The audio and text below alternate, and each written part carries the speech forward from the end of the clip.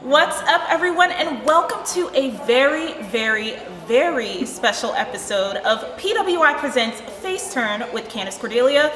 As usual, I am your host, Candace Cordelia, and I am sitting comfy and cozy here in my hometown of Philadelphia with Impact, former two-time Impact Knockout champion, current, let's keep that relevant, current AAA Women's Champion and Ring of Honor Women's World Champion, Deonna Purrazzo. How are you? I'm doing fabulous. You know, we're here in my hometown.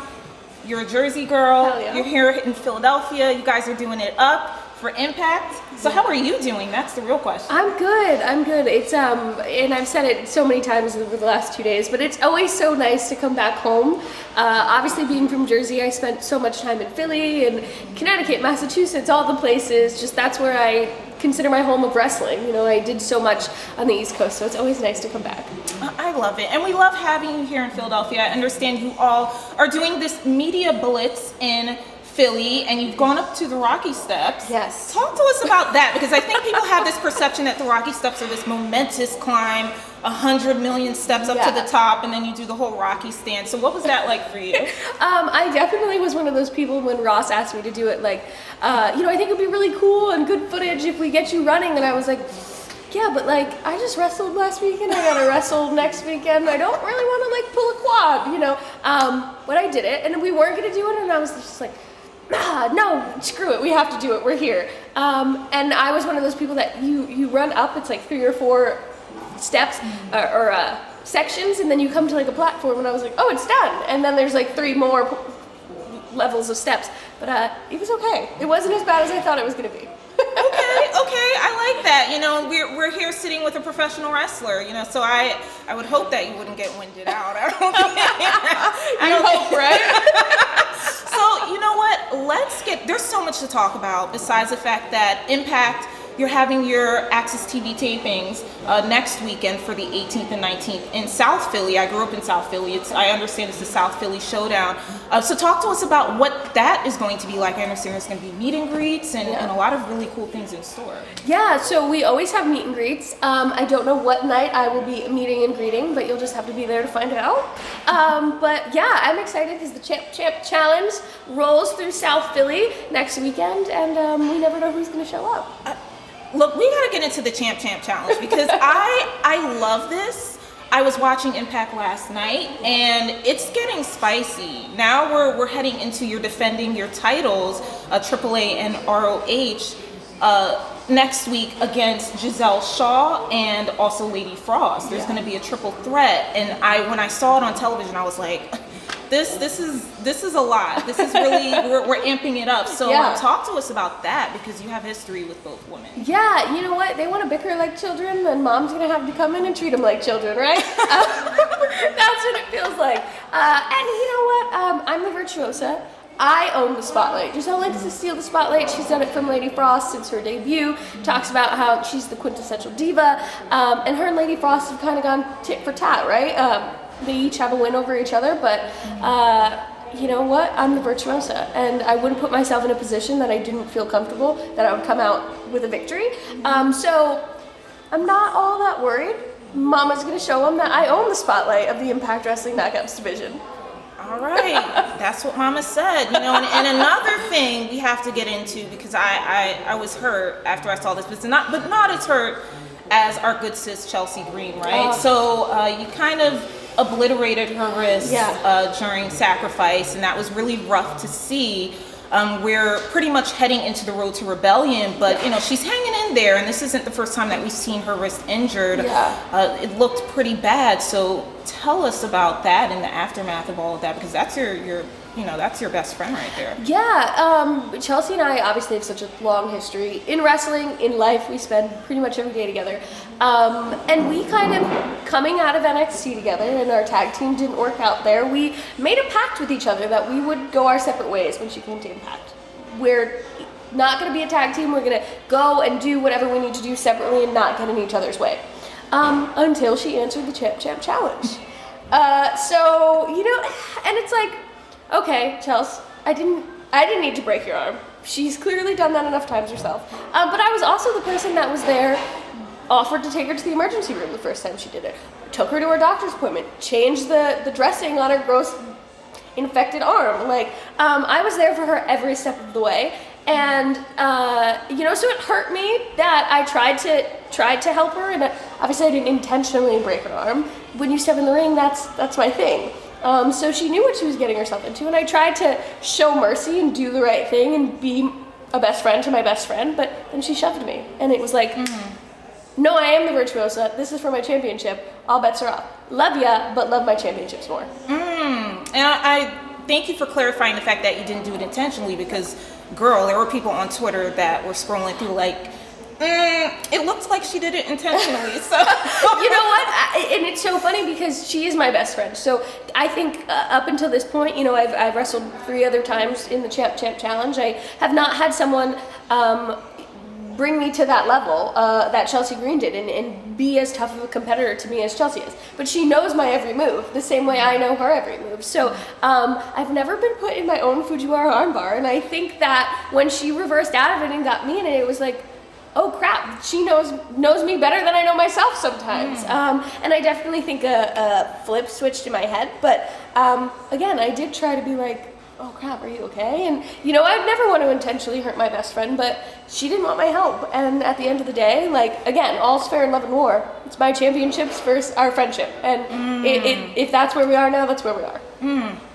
Those are profound words, very intense. And we'll see where this leads, because another thing that I personally and a lot of fans are personally loving is the relationship between Chelsea and Mickie James. And we know all too well the history that you and Mickie have together. One thing that I personally love are cinematic matches, and I was loving the farm match that y'all had. That was the highlight of my year. This is just my opinion, but we're seeing how things are progressing. We don't know where things might actually go. Is it fair to say that we could potentially see another match of that caliber between you and Mickie, or between you and any one of the other knockouts? Yeah, definitely. I think that doing the farm brawl was kind of different for me, and I think everything that I got to do with Mickie was different for me. Up until that point in my championship reign, I hadn't had such a feud and such a story to be telling, and it was really interesting to learn from Mickie what's important to her and the little nuances of what we were doing, and the storytelling, because that's what she's done best for the last 20 years. So to do a cinematic thing like that, I think, with the way wrestling has gone over the last 2 years, women haven't gotten to do that so much, and I think that was like the pivotal thing in our entire feud. So I'd love to do it again, but I'm also looking forward to Mickie James just lost her Knockouts Championship to Tasha Steelz. So shoot, bye, it's time to leave. We don't need you anymore. And the sooner Chelsea finds that out, the better. I mean, it's getting real hot here in Impact. It's really getting hot in Impact. And another person that I want to bring up, because it seems like she's a #1 contender for your AAA title, is Taya Valkyrie. Yeah. Talk to us about that, because you all put on a clinic during Hard to Kill 2021. So the chances of her battling you for the AAA title, what are your thoughts about that? Yeah, it's never, I'm never happy when people lose their job, you know what I mean? Unfortunately, it's just the nature now of our business, but I'm excited to see that she went back to AAA. Those are her roots. That's where she got her start, and she seems to be loving everything she's doing. But also, it's my championships, right? So I'm going to do and defend them at any cost. And also, too, like, I've already beat her. I sent her crying out of Impact Wrestling, so I don't necessarily think I'm as worried and as focused on her. She won the #1 contendership like 2 or 3 weeks ago, and she hasn't popped up yet. So I don't know who my opponent's ever going to be. She's had all the opportunity in the world to come get what she says is hers. So I'm just waiting on you, Taya. All right. This is 2022, y'all. We're going in here with Deonna Purrazzo. Another person I have to bring up, obviously, is Britt Baker. One of your other best friends. You talked very highly of her. You want to face her in the ring, and we recently saw the acquisition of Ring of Honor from Tony Khan. So the chances of you going up against Britt, I mean, it could very well happen. What are you thinking about that and the potential now with the acquisition of Ring of Honor from AEW's Tony Khan. Yeah, I was just as surprised, I think, as everyone else when the news hit. And of course you hear like rumblings and rumors and this person says this, and I just had no idea what was going on. So it's been an interesting time. And I think that at the end of the day, like whatever happens, I win because I'm the Ring of Honor Women's World Champion. So whether I'm just giving the title back or I'd love to defend it against whoever that might be, if it's Britt, awesome. But AEW has so many talented women on the roster that are all vying for an opportunity to become next level. So there's so many people like Chris Statlander, Red Velvet, Layla Hirsch. Those are just, people off the top of my head that I've never been in the ring with. Nyla Rose tweeted at me the other day. So many people that would be first-time matchups for me that I'd love to defend my championship against. And those are all formidable talents.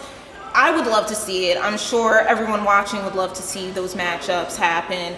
But we can't wait to see what's going to go down in South Philly at the 2300 Arena. Meet and greets, I understand, are going to take place. But I also have to give, props because I'm sitting here with our first ever Women's 150 issue. Deonna, we have to talk about this because you told me before this interview you hadn't even seen this issue in person, which is insane. So I want to just show this number 3, Deonna Purrazzo. Have a look, bask in it because congratulations. Thank you so much. What are you feeling like when you first heard the news about becoming number 3 on the Women's 150? Yeah. I mean, what were the thoughts that were running through your head at the time? The first thought in my head, and it's funny, Ross and I were just talking about this before we got started, is like, I don't think Impact gets enough credit for what we do and the stories we tell and how great of wrestlers we have on our roster. Because I think that if Impact got the credit that AEW gets or WWE gets, I would have been number 1.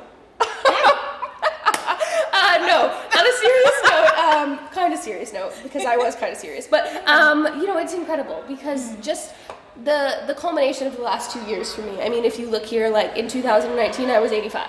You know what I mean? I went, I lost I don't want to say credibility, but so much of everything I had built up until 2018 when I went to NXT, it just kind of all went for me. So this has all been redemption for me and validation, and the fact that the world sees like what I've been able to do and how hard I've been able to work and capitalize on opportunities, and then also wave our Impact banner all over the world in AAA, now in Ring of Honor, at NWA Empower, is really special for me. So I try not to take all these things to heart because of course they're subjective, and everyone has a different opinion on the wrestler I am or the things that I do, but I'm number freaking 3 in the world, and it's just now working to be number 1.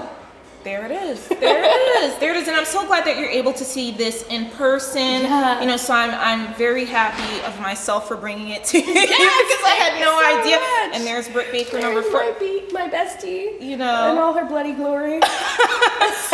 Speaking of bloody glory, because we are entering into an era of women's wrestling that, quite frankly, we've never seen before. Yeah. There's so much talent out there. There's women willing to do whatever it takes to get whatever title they wish to have in their hands. And we're seeing a lot of records being shattered and a lot of history being made.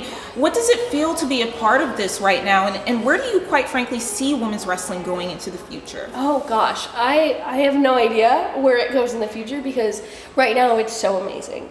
I think, of course I can speak to Impact Wrestling. I think what makes Impact is our knockouts division and how predominantly all of the women are featured on our show every single week. And if you're not in, a match, you have a backstage segment. And there's never typically just one match. There's always 1 or 2 and 2 backstage things. So I think that our knockouts division is constantly, pushing the narrative further that women matter. And that's such a cornerstone to our entire Impact company. But like we have Britt and Thunder Rosa next week in a steel cage match. First ever for AEW women's division. Mickey and I were just in the first ever Knockouts pay-per-view main event. We had the first ever women's Ultimate X match. I mean, I don't know what's next because we're just like relishing in all of the amazing things we're doing now. And there's really not that many firsts left. So to be a part of some of these things is a dream come true for me, and I'm just happy I get to help the women that are coming up see that you can even dream what's next. If you want it, you just got to make it happen, but don't put limits on yourself. I love that. I mean, what's next for you, Deonna? You've accomplished so much. We're only in March of this year. I mean, there's so much more to be seen. So what else do you have on your bucket list? Gosh, I don't know. I've been asked this since the start of the year, and it was like, my goal was always to main event a pay-per-view, and my biggest thing was not to main event just because I'm a woman or my opponent is a woman, but because we warrant a main event spot, and the story we were telling is better than the guys, so we get the main event spot. And I got to do that with Mickey, and it was really, really emotional for me. Wrestling is the only thing in my life that makes me as emotional, because this is what I've lived and breathed for my entire life. So to have those things like come to reality, and it's like, holy crap, I get to be the main event. Like, I dreamt of this moment for so long, and its reality is just blows my mind. So I don't know what's next, because I'm just kind of trying to like live and embrace and enjoy. I'd love to find a tag partner now, and whether it's Britt or Chelsea and I can mend fences or whatever, I don't know. Maybe it's Tasha, I don't know. Become the Knockouts Tag Team World Champions would be incredible. Jordan Grace has the Digital Media Championship. If I could win both of those at some point this year, then I'd be the Triple Crown winner, and I'd love that for me. But right now I'm just going to focus on my Champ Challenge and keeping my championships. I am here for it, Deonna. I'm here for everything that you're doing, the way that you're helping to elevate women's wrestling and the Impact Knockouts division. I mean, it goes without saying, it's remarkable. You are, and I do want to make note of this because it is also important, you are the latest Hotseat interview in our current issue. You all can go pick that up on newsstands now, please. And also the Women's 150 is still available online on pwy-online.com. I'm going to put that plug in there. One thing that you stated in this interview that really struck me, and I stated this on Busted Open recently as well, is your love of history, which I think is really fascinating. And you talked about potentially, you went to school, you studied history, or you currently, I don't know if you're currently. Congratulations, because that's really great. And how, if the chance were to come later in life, potentially be a history professor or work in history, what brought on this love of history? Where did this first, garner interest for you? It's kind of just like a natural thing. Like, I don't know, like in the same way that wrestling, just like I gravitated towards, I've just always gravitated towards history. It's what was one of my best subjects growing up. And it's just something I genuinely find interesting.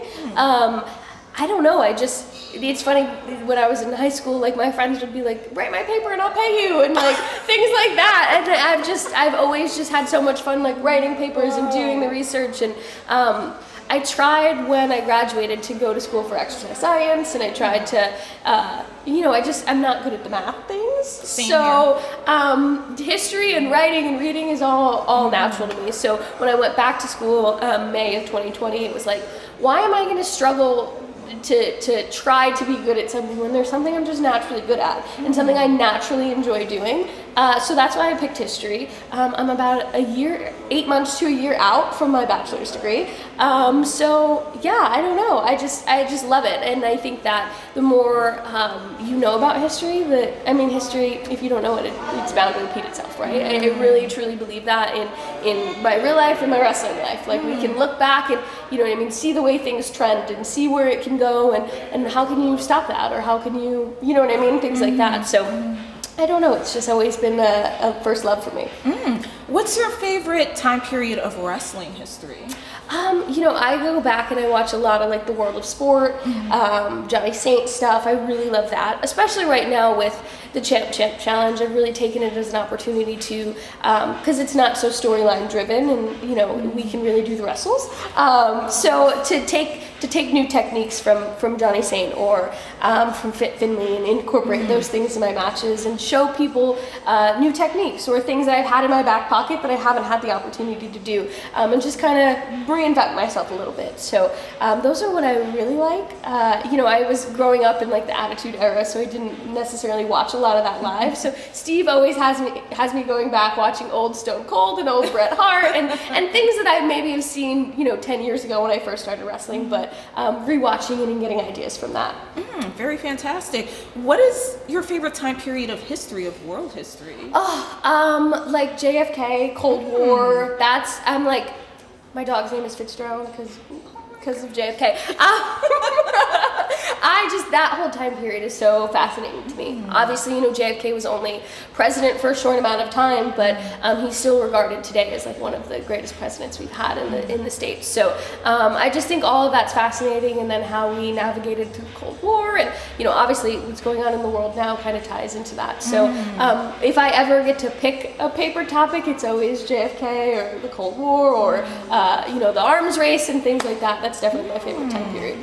That is so fascinating, Deonna. It's really great getting to know you and getting to know more about you, not just the wrestler, but the person. I did state much earlier in this interview, you are a Jersey girl. Yeah. But what is your favorite thing about Philadelphia? Oh, my best friend lives here. My best friend is a nurse down in Center City at one of the hospitals, and that's my favorite thing. I spent last night with her, and I don't get to see her a lot because I'm traveling and she's so busy with work. But when I get to come here and she gets to come to a show, or I get to go hang out at their house for a little bit, that's my favorite thing. Oh, I don't know why I didn't expect you to say Center City. I guess because I'm so used to it because it's commuting and working and stuff, and I went to school in Center City, so it's like for me it's just like, oh, it's Center City, but that's really cool. I have to ask the cheesesteak question because I get this constantly. Which one is your favorite cheesesteak? I'm not even gonna mention the names because I don't want to put anyone I'm not there. a cheesesteak person. Fair enough. And so funny story, I thought about this. Rhino was here with us yesterday, and he was talking about Tony Luke's and this and that, and I'm like, I'm not a cheesesteak person, I don't know. I said that once at a Ring of Honor show, and Stevie Richards was like, okay, and guided me outside of the building. He was like, you are now not allowed in the 2300 arena. How dare you disrespect us like that? I'm not like a huge red meat kind of person. And if I was gonna have a sandwich, it's definitely not a steak sandwich. Okay, what about chicken cheesesteak? Because that is a thing. I haven't heard of that. I don't know. I've never had one. I would recommend that. Okay. Try it and see. What's your favorite? I'm a chicken cheesesteak. Yeah? I'm like you. I mean, even though I grew up in Philly, I had a cheesesteak maybe I could count on like 5 times in my childhood because I wasn't a huge red meat person and it just wasn't good for you, so I was trying to stay health conscious, but as a teenager I had chicken cheesesteak all the way because I just thinking about all that red meat, I'm the same way as you, was like I don't know if I want to but if I had to pick, and I do give people my personal preference, I would do either gym steaks actually, or Pats. Ooh, I know everyone always asks me, very controversial, everyone always asks me Pats or Dino's, and I'm like Pats, no hesitation. But everyone is go out and gorge on as many cheesesteaks from wherever you like. Wherever. Exactly. Or chicken cheesesteaks. It is a thing. Okay. It is a thing. I'll have to try it next week. Yes. And let me know what you think because they're delicious to me. And no red meat. Talk to us about, and we're wrapping things up. Thank you so much, Deonna. It's really nice to meet you in person. This is my first interview of 2022 in person, so I'm honored to have it with you. Just wrapping things up about South Philly Showdown. What more can we see? Like, just give us the whole brief about the 2300 Arena Extravaganza, 18th and 19th of March. Yeah, I think what's exciting about the wrestling world right now, specifically Impact, again, I don't think we get enough credit for really being the hub of this multiverse, Forbidden Door, whatever you want to call it.